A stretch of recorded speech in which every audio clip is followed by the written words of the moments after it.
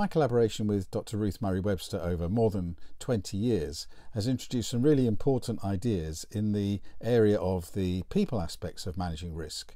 And in another video in this playlist, I've already introduced you this book, Understanding and Managing Risk Attitude, where some of our early work was captured and described, talking about the risk attitude spectrum for individuals, how we can adopt different approaches to risk depending on the situation and our internal environment, our biases and so on, and how we can apply emotional literacy or emotional intelligence to actually manage those things effectively and adopt an appropriate risk attitude to help us achieve our goals.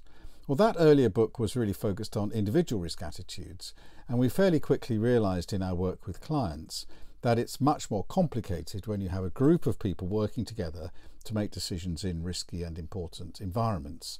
And so we decided to undertake some real research in the area to see if we could find out what influences group risk attitudes when a number of people are working closely together in an uncertain environment. And so we took some real decision situations. We did some phenomenological research.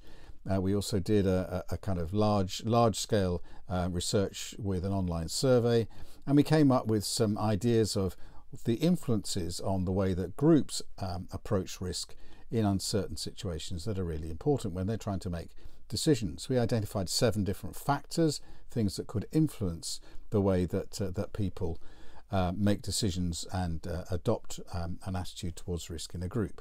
And we published the results in this book, Managing Group Risk Attitude, in I think 2008, and that is also a groundbreaking book. It is a proper research-based book, but with some really practical ideas in terms of how groups approach risk and what the main influences are and what we can do about it.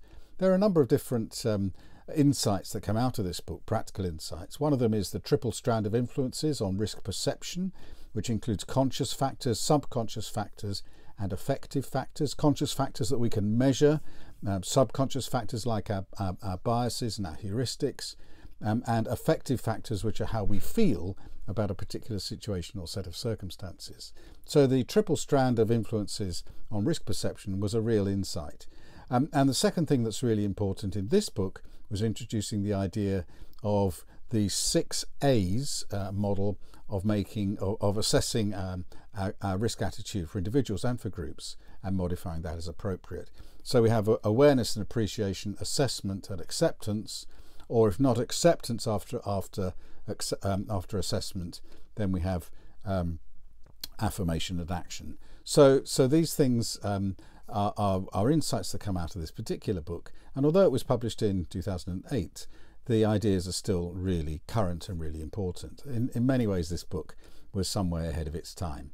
So I recommend you take a look at this book if you're interested in how groups function together in risky situations, the influences that there are on the way that groups function together, and what we can do about it to actually make sure we make better decisions and handle our risk more appropriately when we're functioning in groups rather than just as individuals. It's a really important, groundbreaking book, and although it's now 15 years old, it is actually still relevant and still helpful. So I recommend you take a look. Thank you.